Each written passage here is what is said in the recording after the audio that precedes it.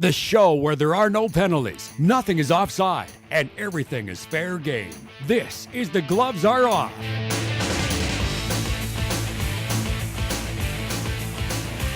It's Tuesday, you know what that means? Gloves are off time. I'm Moses Woldu, and thank you for joining us on this edition. I'm also pleased to be joined by this man, Moses. Greg Buchanan. How are you? Not bad. It's been a while. Kind of trying to make out what color green that is. Well, apparently you're painting your house in different type of shades. Yeah, so I've been looking at all these different shades of who brown, needs a color, blue. one of those color booklets when you just have me, and then you can just kind of look at what you want? Just one green, just one green. Well, you know, I got several shades. Why? Because green is the color. Not wearing green today, however, she does like her green and gold. Nahreman Issa, how are you? You're not wearing it today, but... No, I was going to say that I'm wearing my prison stripes. I don't know if I should joke about that or not. We'll kind of leave that aside for now, but Nahreman, thank you for joining us again on Gloves. We haven't had you on for a little while, so that means we get to talk about something that we haven't talked about in a while either. The Bobcats. The Lloydminster Bobcats, of course, had their main camp last week, this week, going through the exhibition season on the cusp of reaching the season, which starts on September the 5th against the Sherwood Park Crusaders. Now, with the team and what you're seeing here, there's a lot of great developments. You're starting to see some young players get into the mix, starting to make a name for themselves. Some of the old veterans that you're seeing on the team starting to step up. You're starting to see the team mold. But I think the bigger question is, can the coaches mold? Of course, Gord Thibodeau, a former Bobcat coach back in the late 90s, back in town with Gary Van Herway. The relationship seems pretty good. Can those two be successful enough to lead this team into an RBC Cup now? I think they can. They both have experience. This is Gord's second tour duty here in Lloyd, so he knows the market, he knows the team, he knows the league. Gary's the same way too. So I think if you had two inexperienced coaches combining together, you may have some problems. But you have two very experienced coaches. They definitely do have different personalities. Gary's a more of a level-headed, kind of easy keel kind of guy. Gord, let's just say Gord can be a little intense at times, and so I think it's going to be a good mix. So it's a perfect relationship between the two. A little yin and yang, like you said. Okay, it works great because Gord Thibodeau is a fantastic head coach, and you know, Fort McMurray had some great seasons with him at the helm. What you said is, because they are kind of polar opposites between the two, or not polar opposites, but between the two, but if you just check your egos at the door kind of thing and you work together, this is exciting to be able to have two fantastic head coaches in their own right working together, and then you have like Chris, along with it all. I'm excited for this season. I think it's going to be What does that mean? Like, what does that mean for the players? If you're a player and you see this, is this going to make Lloydminster the place to be in the AJHL for the next, I don't know, say 5 years, 10 years? Well, you got to hope so. You know, and I think it's been coming.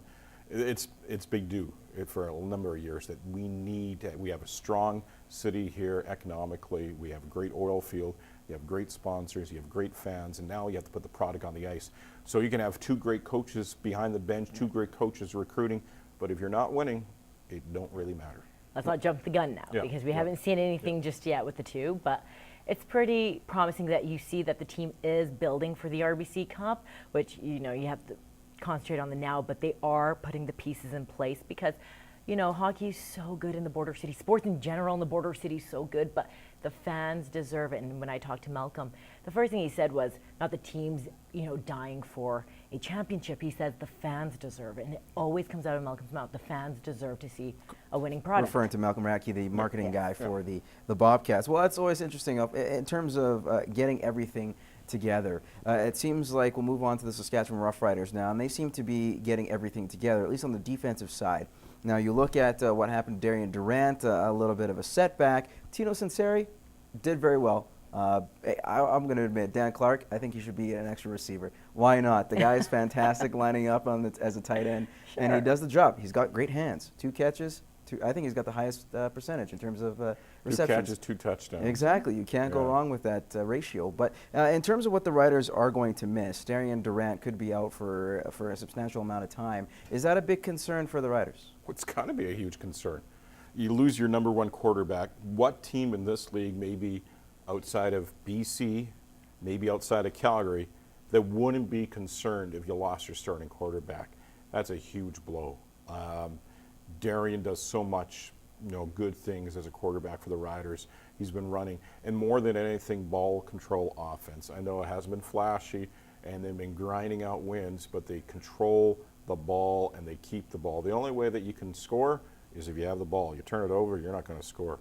So I think losing Darian, that's going to be a big blow. Words of wisdom, Bucky. Nahreman? It doesn't matter if you have a good backup or not. You lose your starter, that's going to be a big blow, especially in the West where it's so tough, the competition.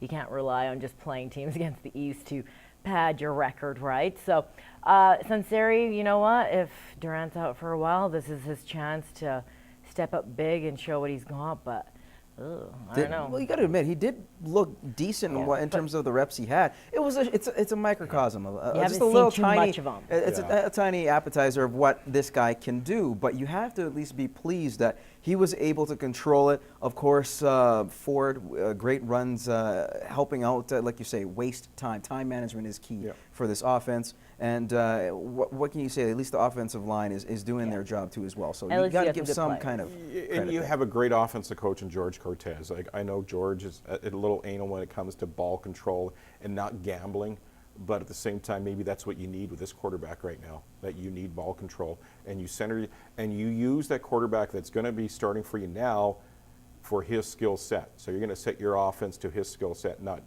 Darian Durant. And if Darian Durant isn't going to be healthy in time, of course, the Labor Day Classic this Sunday against Winnipeg and the Banjo Bowl week after. So very important games for a guy thrust into the spotlight. Speaking of guys who have been put in the spotlight, of course, Weston DRESSLER has been known to be a clutch performer here in the CFL. Took his talents to Kansas City, tried out, unfortunately didn't work out, is now a free agent and available for any suitor in the Canadian Football League, the Red Blacks being one of them, Saskatchewan another. A couple other teams are also going to be in the mix. That's not a surprise.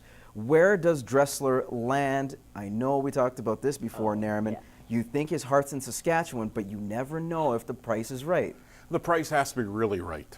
And we're not just talking the $250,000 that Ottawa's going to throw out at him. You're talking life after football. You're talking where he feels comfortable with. You're talking of where he's close to North Dakota, his home. North Dakota's 5 hours away from Regina. His family comes up to Regina, watches him play. His fiance works in Regina for the provincial government there. So you know what? He has a lot to take into consideration. And on top of that, he can maybe make less money in Saskatchewan, but have more opportunities away from the field than he does in Ottawa. He's not going anywhere. If he wants to preserve the role that he left or the legacy that he left Saskatchewan, because no one had a problem with him trying out for the NFL. That's everyone's goal, especially if you're American. Everyone wants to try out for the NFL, so there was no hard feelings there. But if you really want the fans to turn on you, and you do not want Riderville turning on you, sign somewhere else for the money. But like you said, money's great and all, and you know, you're a CFL player. It's not like you're getting paid that great, but you also have to put about everything else. And you can't put a price on like having your family around you. And I guess Ryder, he knows them. And I guess it'd be different from, say, Andy Fantuz's situation because his family's from out east. Exactly. He wanted to be closer to home in Hamilton. Is he going to go to Ottawa and have DRESSLER melons there? No, he's not going to have them. You know, only in Saskatchewan you could have a DRESSLER melon candies. Or your face on a cereal box. All DRESSLER chips. All DRESSLER chips. Yeah. The marketing sells itself. Yeah. I wonder if he gets a portion of those profits. Well, we should get something out of it too. Somehow. I think charity comes first for that. Oh, there you go. Okay. Nahreman Issa throwing her name into something. We'll figure out some kind of shampoo in there. All right, well, we're going to take a break, guys. When we return, we're going to talk about more things going on in the NHL as well as the NFL and Tiger Woods. Stay tuned.